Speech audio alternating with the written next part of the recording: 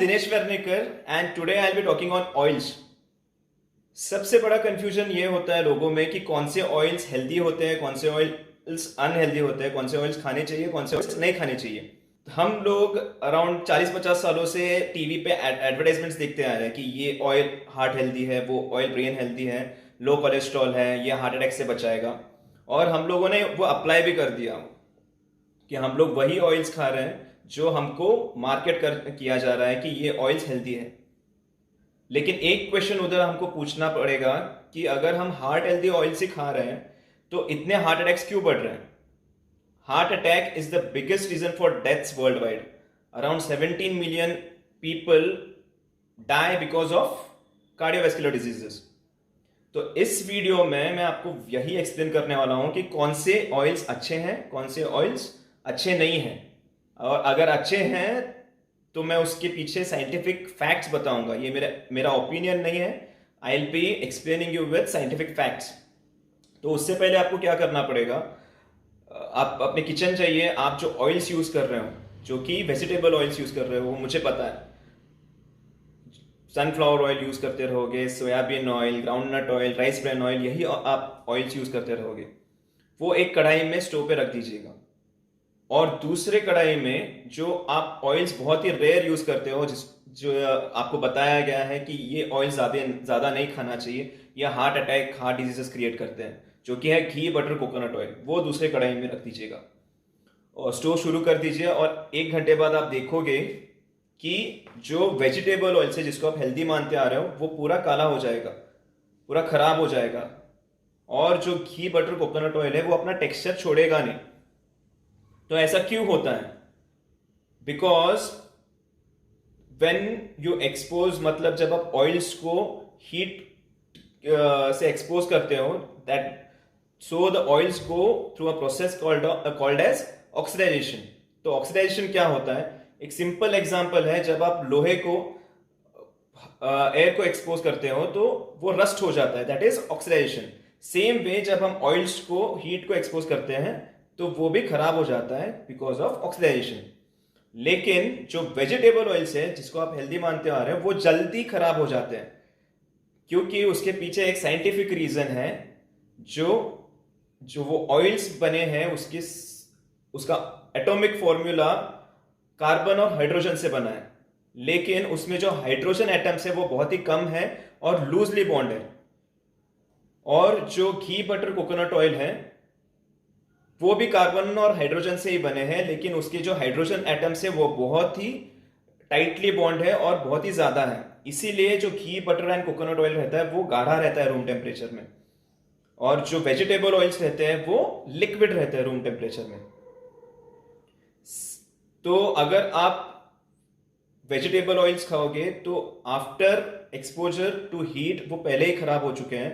Second reason है, vegetable oils are high in omega 6. तो omega 6 is something which is inflammatory. वो आपके body में सूजन बढ़ा देगा, वो आपके बॉडी में डैमेजेस क्रिएट करेगा।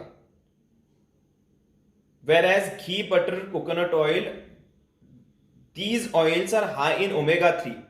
So omega 3 is anti-inflammatory, completely opposite to omega 6. तो वो डैमेजेस कम कर देगा, सूजन को कम कर देगा, जॉइंट पेन्स सब कम कर देगा। और ओमेगा 3s आर ब्रेन के लिए बहुत अच्छा है, हार्ट के लिए बहुत अच्छा है, आपके जॉइंट्स के लिए बहुत अच्छा है, आपके ब्लड प्रेशर के लिए बहुत अच्छा है। थर्ड थिंग, जब आप कोकोनट ऑयल खाते हो तो कोकोनट ऑयल में एक इंग्रेडिएंट पाया जाता है, दैट इज लॉरिक एसिड। तो लॉरिक एसिड मां के दूध में भी पाया जाता है। तो lauric acid is a germ killer, वो एंटीबैक्टीरियल होता है। इसीलिए माँ का दूध जब एक इन्फेंट पीता है तो उसका इम्यून सिस्टम बहुत स्ट्रांग हो जाता है, उसको बैक्टीरियल इन्फेक्शन से बचाता है। The same way coconut oil का भी वही काम है, because it has lauric acid. इसीलिए आपने अपने दादी या नानी को अगर आपने ऑब्जर्व किया है तो उनको जब घाव लगती थी तो वो पहले कोकोनट ऑयल लगाते थे, क्योंकि they knew it is antiseptic, वो जर्म्स को किल कर देगा। Coconut oil is the biggest largest germ killer.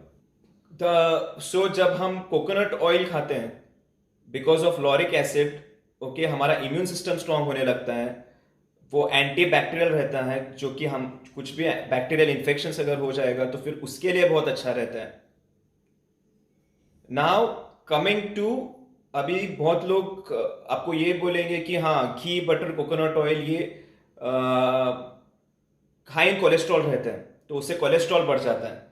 तो cholesterol is a completely different topic, वो बहुत ही बड़ा टॉपिक है और एक कंट्रोवर्शियल टॉपिक है। उसके लिए मुझे एक वीडियो बनाना पड़ेगा आपको एक्सप्लेन करने के लिए कि कोलेस्ट्रॉल का रोल क्या है, फंक्शन क्या है और क्यों ज़रूरी है। तो इस वीडियो में मैं इतना ही बताऊंगा कि कोलेस्ट्रॉल जो आप खाने से लेते हो, only 20% is absorb by your body, rest 80% आपका लिवर ही बनाता है, मतलब आपका बॉडी ही बनाता है। Because your body understands the need for cholesterol, उसको पता है कितना इंपॉर्टेंट है कोलेस्ट्रॉल। तो एंड कोलेस्ट्रॉल डजंट, मतलब हार्ट अटैक्स कोलेस्ट्रॉल से नहीं होता। और एक चीज मैं ऐड करना चाहूंगा कि अभी बहुत लोग जो फिटनेस एंथुजियास्ट हैं वो ऑलिव ऑयल यूज करते हैं, thinking it is healthy. Yes, I completely agree, olive oil is very healthy, it is high in omega 3, but again it is liquid at room temperature, वो highly unstable है under heat. अगर आपको olive oil use करना है तो उसको cooking medium जैसे use मत कीजिएगा। You can use it to dress as a dressing medium, मतलब आपको उसको गर्म नहीं करना है, आपको डायरेक्ट उसको सलाड्स पे या आपके जो भी खाना है उस पर आप पोर कर सकते हो एज ड्रेसिंग। नाउ इस वीडियो में मैंने आपको बता दिया है कि कौन से ऑयल्स अच्छे हैं, कौन से ऑयल्स अच्छे नहीं हैं।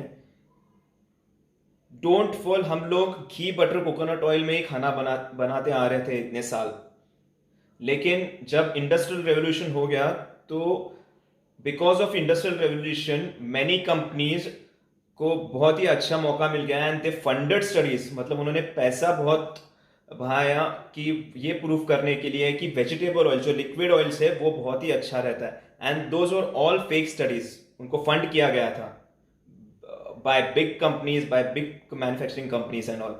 तो वो again it's a very big topic. Now in this video, now you know that ghee butter coconut oil are the best medium. It acts as a best medium also and it is very good after consuming, whereas जो vegetables oils हैं वो अच्छे नहीं होते, so don't use those oils. Cook your food in ghee, butter and coconut oil.